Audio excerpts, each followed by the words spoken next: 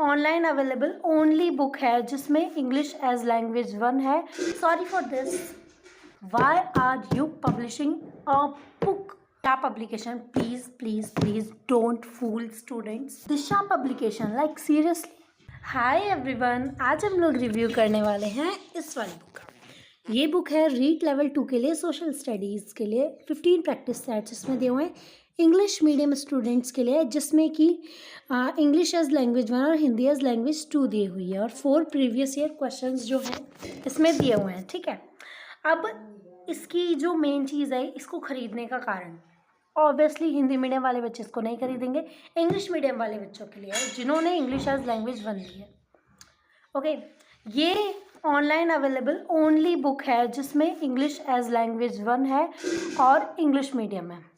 Okay, so this is why you have to buy this. But here are so many what कारणस why you should not buy this. I will tell you. So the first one is, आप लोग इस book को क्यों खरीदोगे? क्योंकि आपके पास English as language 1 है. लेकिन लेकिन लेकिन इस बुक में सिलेबस का ध्यान ही नहीं रखा गया. इस बुक में जो क्वेश्चंस दिए हुए हैं इंग्लिश के, जो इसमें क्वेश्चंस दिए हुए हैं वो सारे के सारे लेवल 2 टाइप के हैं, मतलब कि सिलेबस उसका लेवल 2 का है. ओके.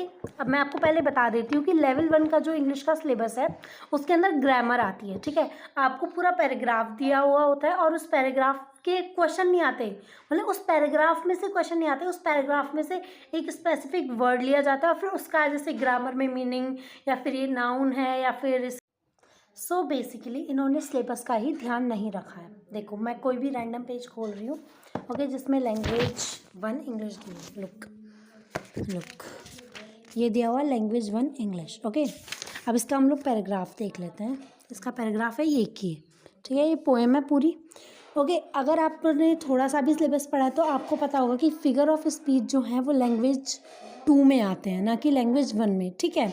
और देखो, लीव टॉकिंग, ये मतलब ये पोएम में से क्वेश्चन दिए हुए हैं जो कि लैंग्वेज 1 में आते ही नहीं हैं. ठीक है. और ये सारी जो क्वेश्चंस हैं ये लैंग्वेज 2 में आते हैं.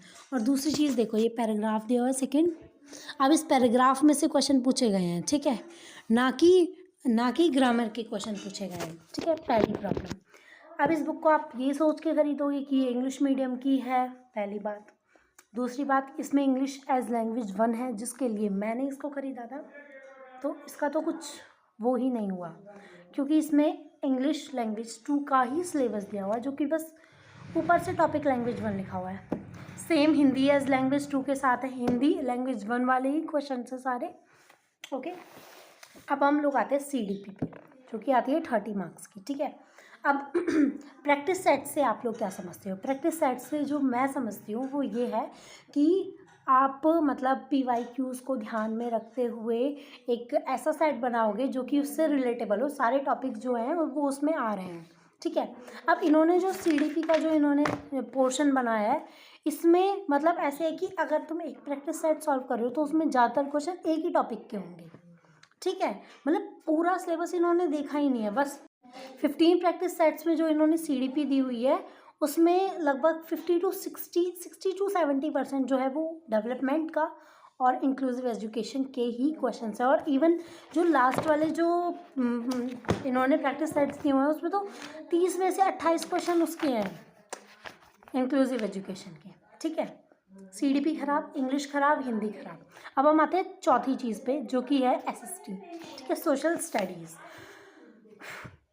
इन्होंने लाइक वेट, राजस्थान का कितना पोर्शन आता है? राजस्थान का 15 मार्क्स का पेपर आता है, मतलब कि जो 60 मार्क्स की जो SST आती है उसमें से 15 मार्क्स का ज़रूर आता है राजस्थान का पोर्शन. इन्होंने उसको ध्यान ही नहीं रखा है. राजस्थान के बहुत कम क्वेश्चंस दिए हुए हैं. ठीक है. कोई बात नहीं. ठीक है. राजस्थान के बहुत कम क्वेश्चंस दिए हुए हैं, लेकिन लेकिन लेकिन लुक एट दिस. जो इनका जो लास्ट के जो 2-3 जो प्रैक्टिस सेट्स जो इन्होंने दिए हुए हैं वो सारे मैच द फॉलोइंग है. मतलब बिल्कुल भी तरीका ही याद नहीं रखा है. I am not just joking. 91, 92 के match the following, match the following, match the following, match the following, match the following, all are match the followings, match the followings. Look पूरा पेज में मैच द फॉलोइंग, भी मैं सब okay, this is it. चारों subject में कुछ भी चीज़ अच्छी नहीं है, कुछ भी चीज़ पढ़ने लायक नहीं। अब आती है हमारी मेन बात कि चलो ठीक है, अगर इन्होंने सिलेबस को ध्यान में नहीं रखा, पैटर्न को ध्यान में नहीं रखा, लेकिन फिर भी कुछ ना कुछ तो क्वेश्चंस हैं जो कि हम लोग सॉल्व कर सकते हैं। ओके, सॉल्व किए जा सकते हैं, एटलीस्ट एक दो जो हैं वो एक दो टॉपिक्स तो क्लियर होंगे ही, ठीक है। लेकिन उसमें भी एक प्रॉब्लम है कि इन्होंने आंसर की ही गलत दी है। मतलब अब आप अपने क्वेश्चंस करके आंसर से मिलाओगे, बहुत ही कम प्रैक्टिस सेट्स है जिनके आंसर की में आंसर एकदम एक्यूरेट है, आंसर की ही गलत है। अगर आप क्वेश्चन करके आंसर मिला रहे हो लोग, ओके हाँ, late me show you.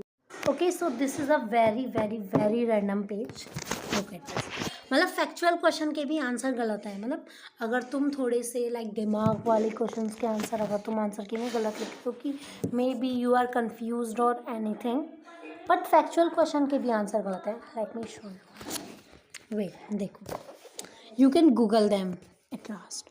Chaitanya led the bhakti movement in, okay, Chaitanya जो है वो बंगाल के थे। ओके, 101 का आंसर ए होना चाहिए। लुक 101, वेयर्स 101 का आंसर है D, D, you can Google it, okay. और सेकेंड वाला, ठीक है, the main purpose of the map is to illustrate the location of. देखो, अब मैप में साफ साफ ये रिवर्स दिखा रखे हैं, ठीक है, तो मतलब क्या होगा, river valley civilisations, okay, B C आना चाहिए answer. And look at this 102 का ए। मतलब इतने कॉमन, मतलब पता है इन्होंने आंसर की, मतलब ऐसे शायद प्रिंटिंग मिस्टेक है ये कि आंसर की किसी और की लगा दी है और क्वेश्चन दूसरे हैं।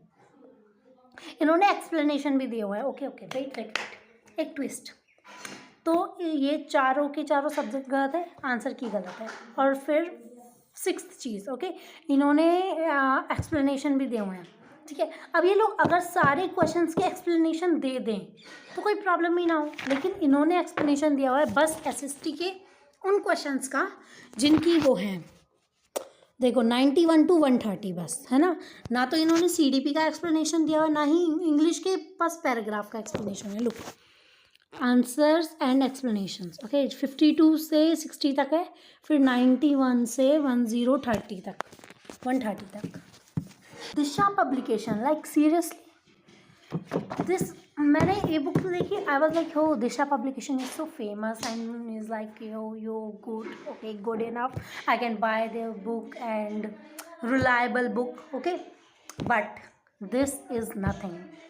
This book waste my money, waste my time, and like what to say, my brain, okay, it almost destroyed my exam। मैं बस इन 15 प्रैक्टिस सेट्स पे बेस थी कि ओके मेरे प्रैक्टिस सेट्स तो हो जाएंगे। मैंने किसी की भी टेस्ट सीरीज़ नहीं ली क्योंकि इंग्लिश लैंग्वेज वन कोई सी भी टेस्ट सीरीज़ में नहीं दे रहे थे, ना ही इंग्लिश मीडियम के टेस्ट दे रहे थे वो लोग, ठीक है। तो मैंने किसी की भी टेस्ट सीरीज़ नहीं ली, मैंने ली तो ये बुक, जिसके लिए मैंने सोचा कि ओके लास्ट के 5 दिनों में ये बुक कर ली जाएगी, but this betrayed me. My request to Disha publication, please please please don't fool students, उनको पागल मत बनाओ। एंड इफ़ यू कांट मतलब even include the syllabus, why are you publishing this book? Why are you publishing a book? एक चीज़ फ़ायदा हुआ, बस 4 PYQ जो इन्होंने दिए थे वो सही थे, उनका एक्सप्लेनेशन भी अच्छा था, उनके जो थे वो आंसर की भी मिल रही थी उनकी। लेकिन 15 प्रैक्टिस सेट्स जो इन्होंने बात की है ये बिल्कुल ही ख़राब है भाई, बिल्कुल बिल्कुल बिल्कुल मत खरीदो इस बुक को। अगर आपको अपना मनी और टाइम और दिमाग ख़राब नहीं करना है तो it's on you, sorry for this but this is not good, please bye. अगर आपको और भी ऐसे रिव्यूज़ चाहिए then you can tell me in comment section. और अगर आप भी इस बुक को लेके फूल बन चुके हो टेल मी, और अगर आप ख़रीदने वाले थे तो tell me if you will buy this और नॉट।